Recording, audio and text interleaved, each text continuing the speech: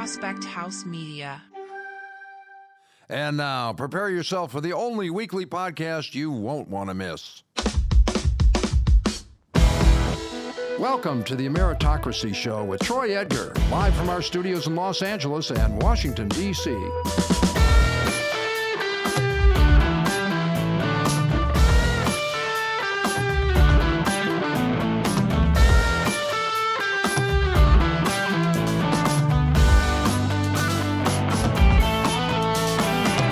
Hey everybody, I am Troy Edgar and welcome to the Ameritocracy Show.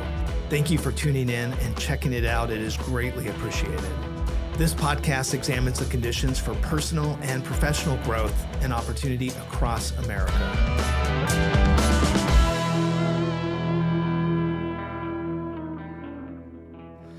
On this week's episode of Ameritocracy, I am joined in LA by James Bogle, the director of the Master of Business for Veterans Program at the University of Southern California Marshall School of Business. A seasoned Army veteran with extensive leadership experience, James shares his insights into the challenges veterans face transitioning to civilian life.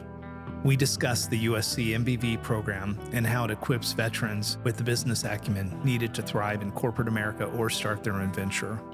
James highlights the importance of the program's cohort model in fostering invaluable in-person connections with other students and mentors that has contributed to its success. I'm proud to support our USC veteran students as a mentor, and I'm excited about the MBV program's future, expanding its reach to other universities that will continue to bring awareness to its benefit for countless veterans. I hope you enjoy. Welcome, James. How you doing? Great. How are you, Troy? Good. Thank you so much for being on the show. Gosh, it's an honor to be here. Yeah, the last time you and I got together, Washington, D.C. That's right. You wore me out. I'm running down the mall. Oh, my God. Yeah, you're one of the few people that every time I have friends come to D.C., they're like, hey, Troy, I'll give you a call and we'll get together. And usually it's for drinks or dinner or coffee.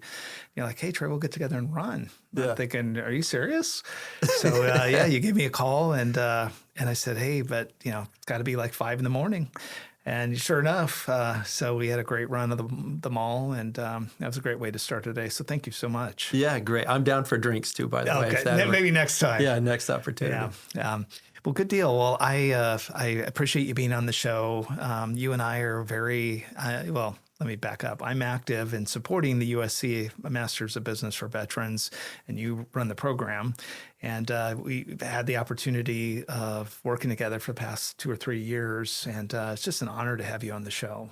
Thank you. Thank you very much. I should start by thanking you for all you do for this program. I recognize that part of the mission of your podcast is to be a place to support the personal and professional growth of your listeners and Americans in general, and that's very much our mission too. And I think you're a wonderful example of that through your service in the military, your service as an elected official, and then in government, and many other as an appointed official, and the philanthropy that you engage in too. It means a lot to us. The corporate engagement that you bring to support our veterans in transition and the Master of Business for Veterans program. So thank you very much. Thank you. I appreciate that. Well, I really enjoy it. You guys do such a good job. We're going to talk about the program.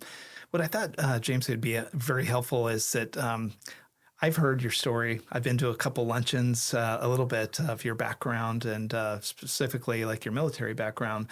I was just wondering if you might be able to kind of start us off by, your journey that got you eventually to USC and to be such an advocate for our veterans. Yeah, sure. I grew up on a farm and worked on the farm from the time I was 8 years old all the way into high school.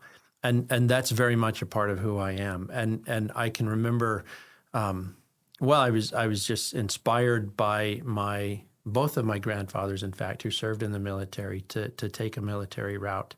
And the thing that one of my grandfathers who was still alive at the time when I was preparing to go into the Army, what he told me was, just remember, as a young lieutenant, you're not going to know a damn thing. He said, there's going to be all those NCOs out there who have been working with this equipment. They've been working with the guns. They've been working with the people. They're going to know a lot more than you. And so you're primary responsibility in any circumstance when when it comes down to it is to listen and learn from those NCOs. And so it was really that appreciation for listening and learning and being in a mutually kind of supportive environment, developing and training younger people while I was once I did arrive at positions of responsibility. Those are things that really inspired me and what I found truly rewarding about serving in the military. So when I got out, I had my own kind of path to getting to launching a career. We may go into that. But what I really valued in my life and in my professional experience was the opportunity to help others advance and learn and develop and grow. When you went in the military, I know for me, going in the military, it was kind of an opportunity to really see something different that I didn't have exposure to growing up. And so I had all these high aspirations where I grew up. But I lived in an area that had a tremendous amount of blue collar workers. My dad was a 30-year union guy. And so if I wanted to go into construction, I was definitely in the right area. Yeah. But, I didn't really have a lot of mentors, at that point. But the military offered me an opportunity to kind of get up and move to see it from a different vantage point. And from going from a farm, did you find that in the military, that first experience is kind of giving you that different perspective, or was it what you expected it would be? Oh gosh, yeah. It was, it's kind of a small world growing up on a farm in a rural part of Arizona. And so my first venture into the military, I mean, there was ROTC. I went to undergrad at Arizona State University and loved it and really enjoyed ROTC. So there were a couple of camps involved with that process. But when I got to Fort Sill, the home of the Army Field Artillery, it was amazing the amount of people, the different people, the diversity of people that I was exposed to there, and they were all redlegs, they were all artillerymen. Emphasis on mostly men. I mean, there were only a very few women who were served in the artillery at that time. But it was much more diverse than anything that I had ever been exposed to, and it was a brand new culture. And I mean, it was Oklahoma. It was and then next step was going to Germany, and so now it's an immersion into a whole new, a brand new culture, a brand new language, a brand new everything, and which I did really engage in. I mean, I had taken a little German in school, and so. I got to every unit there in Germany at the time. This was 1990. So just kind of the end of the Cold War, every unit had a partnership relationship with a German unit. And I volunteered to be that partnership officer and just loved it. And so through my entire 25-year military career, the whole thing I would call a broadening experience, just exposure to the world, exposure to people, and some amazing, you don't make a lot of money serving in the military, but I certainly consider myself rich in experiences. A lot of the people that we're working with at the USC MBV program are in the middle of transition. As you got towards the end of your 25 years and you're like, I'm about ready to kind of get out. Can you talk a little bit about how you prepared and what your mindset was and where did you end up first? Because we know where you're at now. I wish I knew then what I know now, because I did a really lousy job of preparing. My preparation was basically sitting up, laying awake at night in my bed going, what the hell am I going to do next? And everybody said, well, you got to network, So I went and talked to a few people. I reached out, and my last job in the Army was teaching at the Air Force Academy in Colorado Springs. So I decided while I was there, because I loved skiing, that I wanted to try to pursue a career working with Vail Resorts, who had announced plans to buy a new mountain or engage in some kind of international venture, and particularly in Switzerland or France. And so prior to serving at the Air Force Academy, I had been an Army Foreign Area officer and worked a lot in France. So at that point, I had the cultural familiarity, the linguistic capability, and I thought I really had some, attributes to sell to Vail Resorts as they're going in that direction. But through that, in that time, I think Vail was coming off a couple bad snow years, so they just didn't have the revenue or the capital built up to do that kind of expansion. So my plans for, that was plan A. I had to resort to figuring out a plan B. And there weren't the same kind of programs oriented toward veterans to help them with transition at that time. So I feel a little fortunate in retrospect because my failures, or my challenges at least at that time, really influenced the way I approached this new job supporting veterans in transition. Can I ask you a question? So the couple episodes ago, I had the leader for the Veterans Affairs organization on that handles the procurement side, but he was a veteran, and a lot of times we end up talking. This is Mike Parrish, and we would talk about like when we got out, like did you use VA benefits? Right now, the thing that I've learned a lot being in DC and working with the Veterans Affairs in my current job is there's a tremendous amount of benefits that that they can kind of tie into. But like you said, back in our day, really wasn't a whole lot. When you got out, you had the Vail situation going on. Right. Which way did you pivot there? I got out in my mid-40s, so I knew I had another time for another 20-year career beyond me, and I wasn't going to kind of stay in the veteran world. At least I thought at the time. So I did. Well, I'll just say in the 12, 13 years since I did retire from the Army, I know now, or I have a greater appreciation for the value of those benefits than I did then. And no, those are things that we as individual leaders in the military need to do a better job of educating our soldiers and sailors to prepare for when they do get out. I was really lucky when I went through my physical evaluation at the end, or my out processing from the Army. I did it at Fort Carson, an Army base there in Colorado Springs. And they had kind of these stations set up to do all this stuff for you. And so I got to a station, and it's like, okay, now we're going to submit for your, your disability benefits. I'm like, what are we talking about? What is that? And it was fortunate because it was an NCO it was a guy who was an NCO when I was a lieutenant in the same unit. Oh, wow. And so he really took care of me. And, but without people like that along the way, I'm not sure I would have really been aware of the value of those benefits or how to access them. So James, question, when you ending up your career in the military, you were in an education role, like you said, at the Air Force Academy.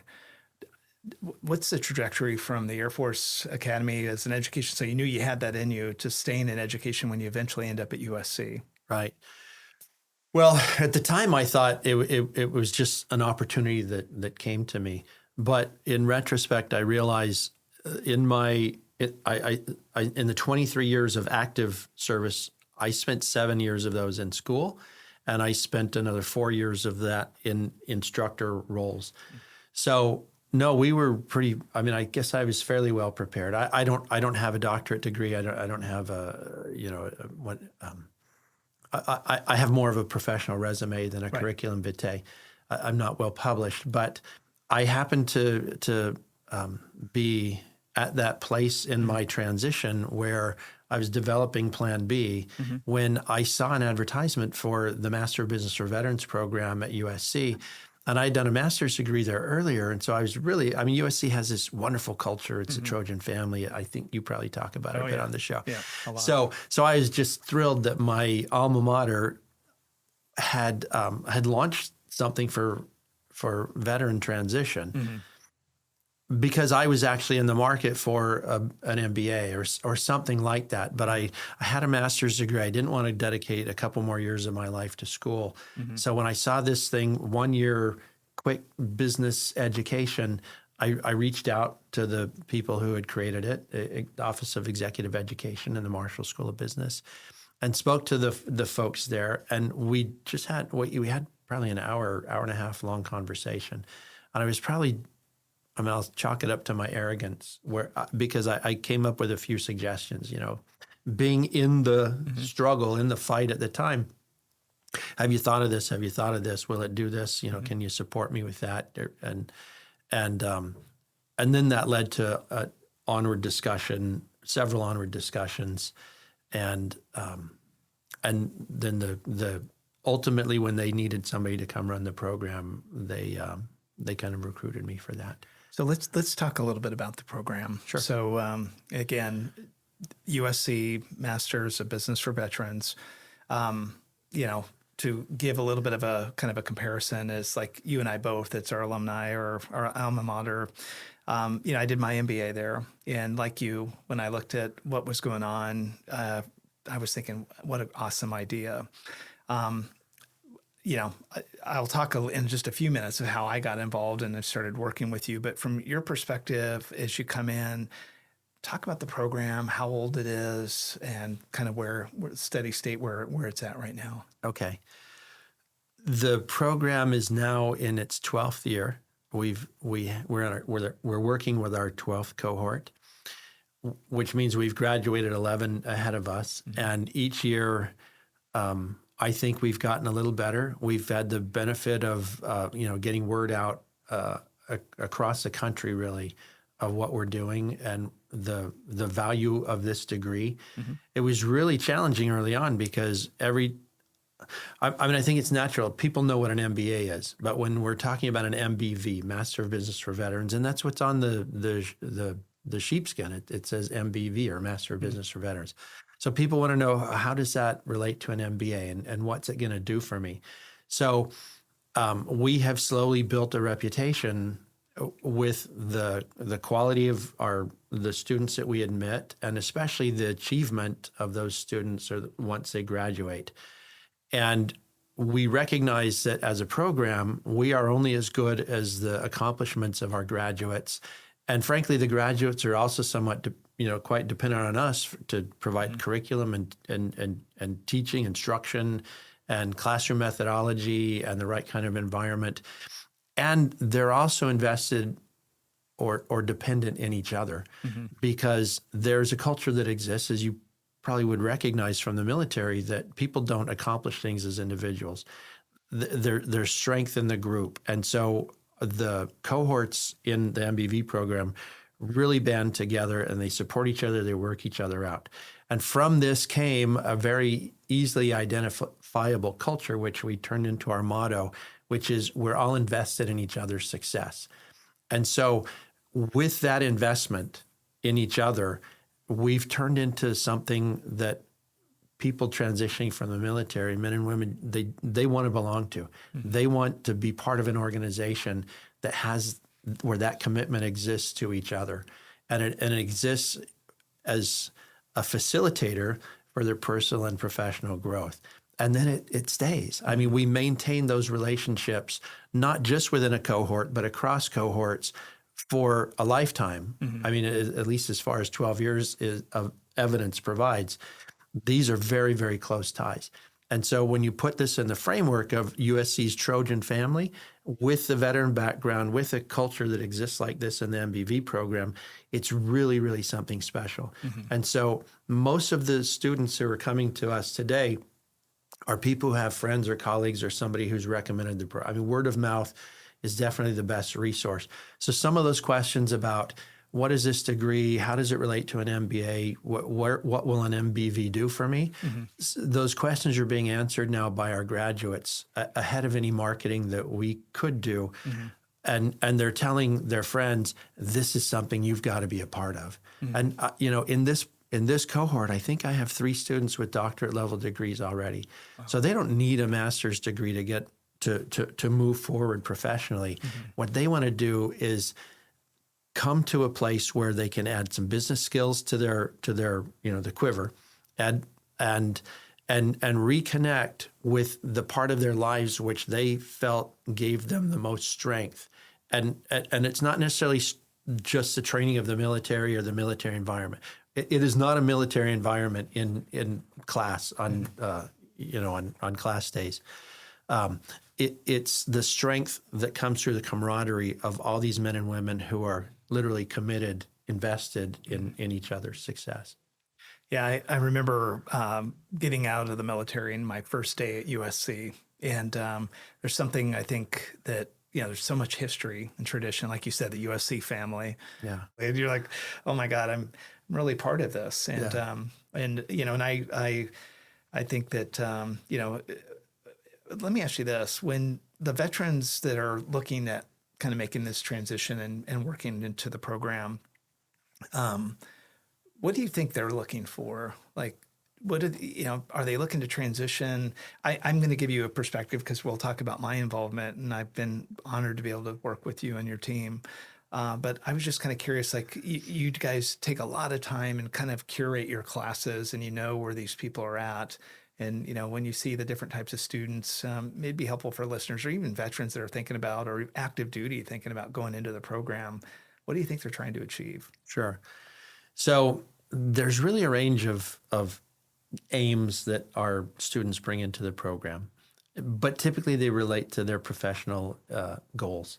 And so some of them are looking to pivot out of the military and into a new kind of corporate job. Mm-hmm. Some of them are wanting to create a business of their own, with the new entrepreneurial venture. And some of them are hoping to stay, those who've already, left the service and have started a new career, they're hoping to advance on the pathway that they're already on. So those are the three biggies. There's a few students who go on and do doctorate level studies, and some who stay on active duty. There's a handful who, like people who are relatively young in their career, they're exploring. Does this business thing look interesting to me, or do I want to stay in a military career?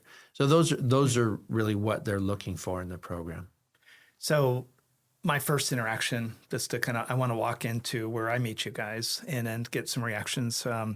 When I finished up in the last administration, I was in Washington, D.C. I was at an inflection point. Okay, what's next? And the MBV program had reached out, said, "Hey, you're a veteran and you're from USC. You got your MBA. Would you like to try to help veterans and be a part of that?" And so I joined the what they had it's now called the Executive Partners, right? But it was the Board of Counselors at that time, and so got involved with that. And that was just, you basically put all of your information up and you become kind of a mentor, and students can utilize that opportunity to kind of bring things forward. And there's some networking events, and it gives them an opportunity to kind of hopefully build in a year what would take 2 years in a normal MBA to do. And so I'm all in. And then within IBM, Nancy Campbell, who we both know, she started working with the MBV program. And so IBM got involved about 7 years ago. And they have been involved specifically in what they call the capstone. And the capstone, for people that haven't been through an MBA, is usually an interaction of a project, like a final project, especially in business schools, where you put the different students in groups, you pair them off potentially sometimes with industry, and then you either assign a program at the highest level, or you allow the different groups to kind of go down a path. And at USC for the MBV, you bring in companies, and the company helps define the program. Right. And so what was very helpful, though, was as I started getting involved with that, Nancy, who is like one of the world's best people too. So, one of the world's best people, probably we could say. Bottom line. Yeah. So like anytime you talk with her, it's like, never thought I was going to do that, and then all of a sudden I'm doing it. It's I have a couple people in my local city that I very much look up to, but same type of thing. So she's like, "Hey, Troy, why don't you start being a mentor, and potentially you could be the executive sponsor for this?" And so I did it the first year, and it was such a great experience to be able to work with these veterans. But it was interesting, as I remember the first time standing up in front of the class, as we're doing our introduction and getting ready. And like you said, and they all go around and introduce themselves. And it was just a great, diverse group, men, women, from every branch, maybe a little too overrepresented by the Marines, I'm just saying. But no, not really. Can never have too many Marines. There you go. Right. Yeah, but it was, I would always give them the joke, what's the best Marine? And it's the submarine. There we go. Because the Navy guy. Yeah. But no one liked that joke. But and it was just a great thing to interact. And it lasts a semester, and you kind of pop out. But a couple things that I observed just kind of working with the students is that very highly functional people, like not just business people, but the veteran part of it, these people have done unbelievable things. And one of the things that I found kind of interesting, and I've worked with a lot of the veterans in the program. We've had Todd Neal on, a couple different people. He's one of ours. Yeah, he's another star. Yeah. Is that the challenge is like they don't know how to translate this really hero work they've done into the corporate world. And, you know, it would just take one sitting down over coffee with a group of them or whatever, and you start hearing their stories, and it's like these guys could be running, and women could be running major parts of corporations. They could be doing a lot of stuff, but a lot of them didn't have the confidence that they knew how to translate that to something. Right. And it was heartbreaking. It was like, you know, and so a lot of the job I think as a IBM executive sponsor was to really meet them where they're at and try to give them alternative. The other finding I had, and it wasn't just unique to IBM, is that a lot of companies that want to hire veterans haven't really constructed the inside of their company to process veteran recruits and candidates. So they have standard work descriptions that follow a job path that doesn't necessarily take you through a battlefield or in Iraq or managing through 3 wartime areas or leadership or stuff like that. It's like it's binary, 5 questions, and a lot of times that process excuses the veteran before they even make it through. Yeah. So another part of my charge that I've got from being a part of MBV is to work within IBM and other corporate leaders that I know within industry to try to get us more educated on how to be wiser to the veteran population and to help construct a process that makes it, I wouldn't say fair, but reasonable for the veteran. And so I know from my perspective, and you've met some of the people like from IBM, Mark Newsom, Mike Labuti. These are some of the people, Nicolette Freeman, Diane Del Rosso. These are top execs of IBM, and they've been very helpful. And I think one of the reasons we talk about this a lot on the podcast is I'm hoping that it pushes out the message, to help the corporate people do our part for veterans. So. But, as we're going through, it's always easy to be critical, too, of the program. And so a lot of the interactions you and I have are really straight talk. Like, here's what I think, James, what do you think? We really try to refine it and be reasonable. And I think that a big part of it is because it's USC, top 25 business school in the nation, the branding of our veterans when they come out, because they're in kind of a competition with a master degree MBA person. And so something we always try to do is push the limits of the curriculum, and for me, being a finance guy, right, I'm always like, hey, more quant. Like no surprise. Yeah. But I'm a fuzzy guy, but I'm pushing for more quant too all the time. Yeah. But any thoughts like, what type of influences do you get to evaluate the criteria of the school or evaluate the criteria of the curriculum, et cetera? Yeah. So the first thing that I want to address is that challenge that veterans face in finding the next career. There's several aspects to it, and it's more than just trying to decide what makes me feel good or what fulfills that sense of purpose. But because we have been in careers that provide a sense of fulfillment and service to something bigger than ourselves, that's really something that a lot of people are looking for. Mm-hmm. So there's how do I find something that fills that part of my life? There's also how do I find something that's interesting to me? How do I find something that maybe the service has prepared me for? Or how do I find something that I'm really going to love? There's this idea of pursuing your passion. Mm-hmm. Well, I find that there's a step that most of us don't necessarily recognize that precedes all of that. And that is that we really, as veterans, don't know what the options are outside of it. So outside of the military. So this first step is just getting acquainted with what's out there. Mm-hmm. There's a massive menu of jobs and careers and functions mm-hmm. and industries and companies that we just don't know exist. So get an exposure, open the aperture to those things, and then get to, find things. I mean, our students need to find things that appear to interest them, that appear to fulfill that sense of purpose, that sense of passion. And then they need to talk to people about, people who are in those industries. And that's where the service comes in that you're talking about from people in the corporate world. that's where, this executive partner group that you participate in, thankfully, is I think it's somewhat unique to our program, but that is an immediate and very powerful business network that's available to our students. And so we encourage our students to reach out and conduct informational interviews to as many executive partners as they can.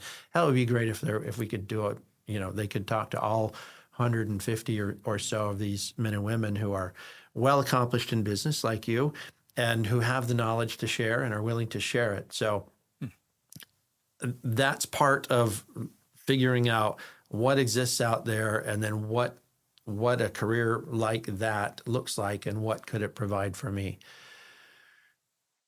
There's a lot of pieces and parts that go into that transition. There's a lot more of them. And not every veteran wants to go into business. There's areas, a lot of our folks want to go into civic, working, again, for government. Mm-hmm. Some of them want to pursue elected roles. Yeah. And so those are all really noble things. The one thing that,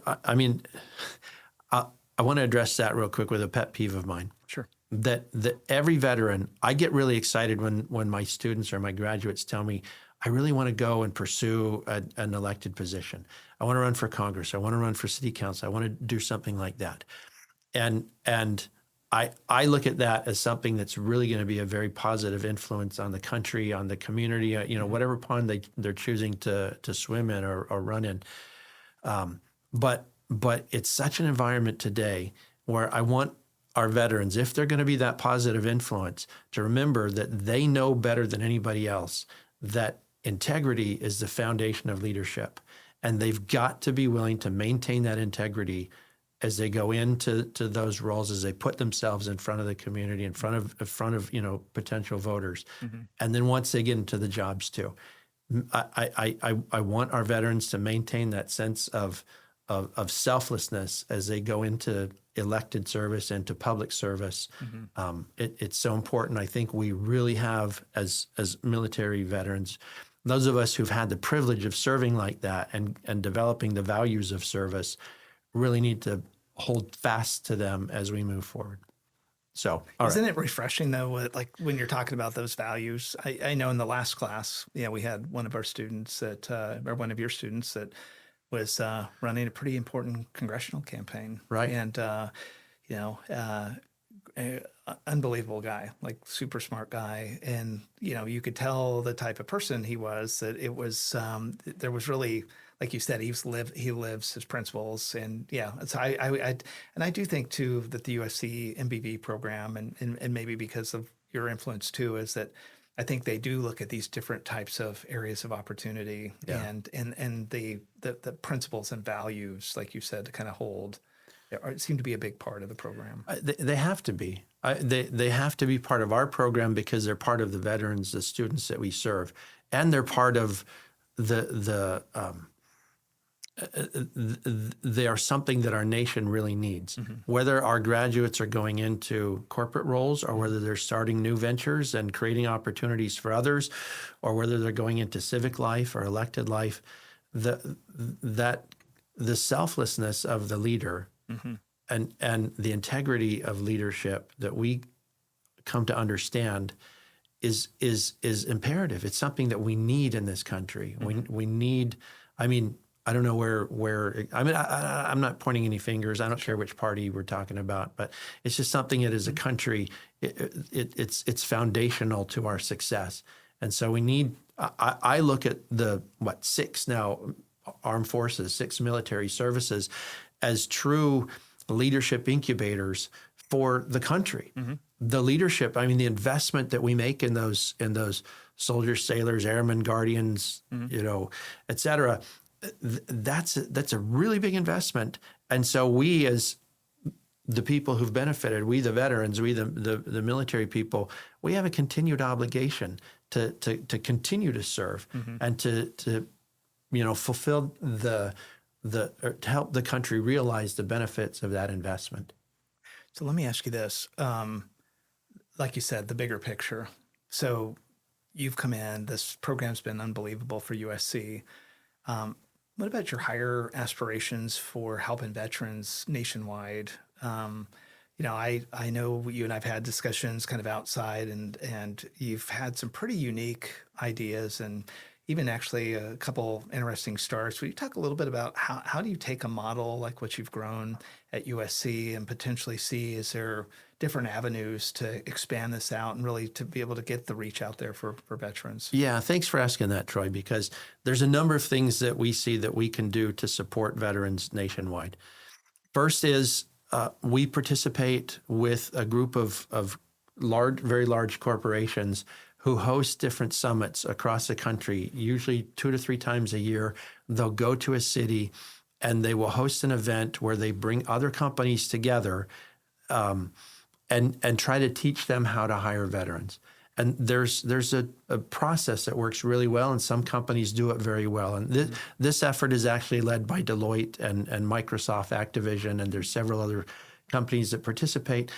And that's a way that they're giving back, and we support that. And I think it's a wonderful idea because, as you alluded to earlier, there's a need still for companies to learn how to find how to hire veterans and bring them on board, because and it's really to the company's benefit. Mm-hmm. Another thing that we hope to do is and we engage in is encouraging really good, strong research into good, strong, rigorous academic level research into how best to serve veterans. So we involve, it's the Duke Fuqua School. There's an organization there. They host veteran transition research labs, which we support as well. And they have an amazing team there, and they have great reach to social science researchers and others to figure out how to help vets with that transition, focus kind of into business careers and success. We do some really wonderful research at USC as well. My colleague Carl Castro and others. So we encourage research, and we support it as much as we possibly can. But quality research, rigorous academic level research. And then the other thing is, we've seen such tremendous results from this Master of Business for Veterans program that we would like to share it with some other universities. And we have to be really careful in the way that we share it, because it can't, it really has to be adopted at the elite level, because I talked earlier about every student, every applicant wants to know just exactly what an MBV is, what it does, and what it's going to do for me. Well, part of the power of USC's MBV is the USC brand and the Marshall School of Business's brand. And so we need other schools in the top tier of business schools to adopt this program and lend the credibility of their broader institution to what we're doing. And we're really fortunate to have one partner already, the Emory Goizeta School of Business. General Ken Keene and Dean Gareth James have been amazing at putting an MBV program together. We've provided 100%, all of the support that we possibly can, even if they don't need it. It's a brilliant team there. They don't necessarily need us to support them, but we did it because we think that another school that creates an MBV program just leads to the value of the reputation, the value of the degree, and the value of those initials, MBV. And we hope to do things with them. We hope to do, maybe integrate them somehow in experiential learning processes, or maybe even in the capstone, something like that. They're in their very first year, so we'll see where that can go. And then we'd like to get that to a few other top-tier business schools. I don't want to limit it by naming any particular schools, but it really needs, our target really is that top tier of business schools, because that's where we think we're going to do the most good for the most veterans. Yeah, James, I had an opportunity. The general had come out from Emory, and he kind of addressed the executive partners, and we had lunch. It was exciting, and I guess that's why I'm bringing it up. Is like I can tell, that the influence was there with that program, and it sounds like, and again, like you've stuck with the prime schools in the top 20, 25, and we're able to kind of cookie cut that. It would be something that would be able to reach many more veterans, and so it's very encouraging. Yeah, that's what we really hope to do in terms of growth. an MBV program is never going to be the flagship of a business school. It just can't be. That's the role of the full-time MBA program. But this is the vision that we have for growing and serving as many veterans as possible. And it may be the right program for a lot of veterans, but certainly there's going to be other veterans who prefer, a traditional MBA program, the path that you took. So we're not competing with anybody else. This is that 1 year, rather abbreviated, really condensed program that really helps people with a relatively rapid transition to civilian careers. In a closing, when you start looking at the USC MBV and kind of the direction that's going, you've talked about potentially taking this model on the road. A lot of changes are going on in technology. A lot of the world, a lot of activities going on with veterans are kind of coming over. And I was just curious from your perspective, when you look at USC in like the next 5 to 10 years out, and what do you see in the way of the program's interaction with, like you said, the flagship part of the MBA or the university in total, and the kind of that combination? And I asked this question. I think it's the day one when students start and they realize they're part of that Trojan family. I think it's that reality of like the network. The part that they don't get is from the 2.5 year, or I did also the 4-year undergrad, is that time to make that network of the people that I still am talking to 20, 30 years later. Right. And so I was just kind of curious for the next 5 to 10 years, when you look at USC, kind of the state of the program directionally, what do you see for the program coming up? So technology is something that is having all of us kind of take a look at the way we operate. Whether it be distance learning or AI or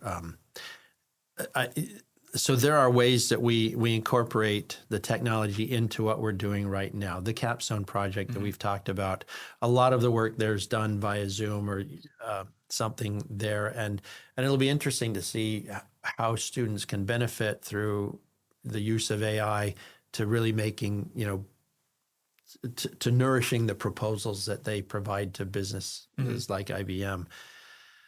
I don't see, however, and maybe I'm just a dinosaur, but I don't see this becoming an online program.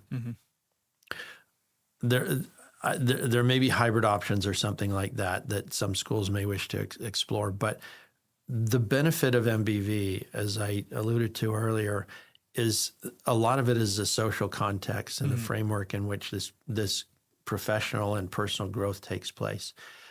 It's the mutual commitment that our students have to each other. It's the ability to go through these challenges, some related to leaving the service, some related to even physical or our experiences in combat. Some of the challenges are looking out in the future and trying to develop a new identity and a new pathway for myself when the future is not really very clear. And we're all coming from an environment where if we knew what our career path looked like in the military, whatever rank we were at, we pretty much had an idea of how to get to how to get over the next gate. So those aspects of transition can all be relatively challenging. And the ability of our students to meet those challenges is enhanced by the group, by the support they get from each other. And that means that we have to allow each other to be vulnerable, which requires an element of trust among each other. And I don't think we can build that level of relationship in a program that's not in person, in a classroom on a regular basis. Now, ironically, and everybody else in the business world knows that it's really very much about personal relationships. I mean, your success within an organization, your success as an entrepreneur, your success, working business to business or appealing, to clients, those are about personal relationships. You have to bring value, of course, but another reason why we emphasize personal relationships so much is because in the military, we were all, put in a uniform and had a rank put on our different places on our bodies, depending on what service you're in. And we had a job that we were given. And so a lot of our relationships were somewhat utilitarian. I mean, hopefully they transcended that too. We all have great buddies and friends and people like that. But you could get along without really getting close to anybody else if you had to, because everybody had a role that was designated for them to play. Well, in the civilian world, it's not exactly the same as So the technology that we employ is always going to be one that really privileges the personal interaction with each other. And I'm sure that there will be different business functions and different roles that our students are going to have to develop a certain capacity in terms of a software or a platform or something as we do now. Like in data analytics, we're using we use Excel for almost every class, but data analytics has Jump and a few other platforms like that. And in marketing, of course, there's the whole digital marketing element. So, yes. Yeah, the reason why I brought that up, James, is I think from my perspective, I'm old school dinosaur too. Like I think the relationships are built in person. I noticed, I've been through this program when it was affected by the pandemic and, with COVID and it was highly virtual, and then watched it revive itself back. Oh, right. Yeah. Okay. And it's, it was encouraging to me. And this is more of an editorial than just asking you the questions, but I was just very appreciative to see that in-person thing. And I think it's the part of the network that builds the relationship. And I think too, that one of the benefits that the veterans get going through the MBV program is how to deal in the soft skills of making a transition, of kind of going out there. A lot of people, they're so used to stuff being online. It's even in the corporate side, it's becoming, kind of a change management issue. Right. But I think a lot of the corporations are seeing how important it is, that in-person relationship and being able to build that camaraderie and the long, like you said, it comes down to trust and, being able to kind of be on mission. And so I was very encouraged that the direction you guys are going. I'm glad to hear, with the direction that you said of just really kind of putting that human touch back into the program. Yeah, we think it's really, really essential. So before we ready to get out of here, any closing comments, anything that you want to add before? And like I said, I'm so appreciative of you coming out here and being on the show. I do. There is something I'd like to say. I listened to a few of your earlier podcasts, and you mentioned, I think after Todd Neal's, or in relation at least to Todd's appearance on the show, that you had people reaching out from the business community to see how they might be able to be engaged. And so if there are well-accomplished men and women in the business community that want to be involved in our executive partners to support our veterans in transition, can I put my email? So the easiest email address to catch me at is boglej@usc.edu. For those of you who are veterans, it's Bravo Oscar Golf Lima Echo Juliet at usc.edu. Yeah, no, I appreciate that. And James, all the stuff that you guys do for the veterans, very appreciative. And I was serious, next time you come to DC, we're going to have to do another run. We're going to do it not during the summer. That got even at 5 a.m. I think we both got back, and it was a pretty hot one. Yeah.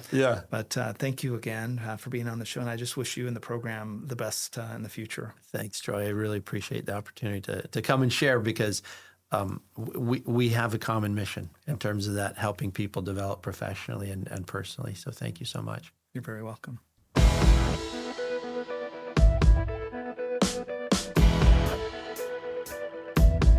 Thanks again for joining me today on the Ameritocracy Show.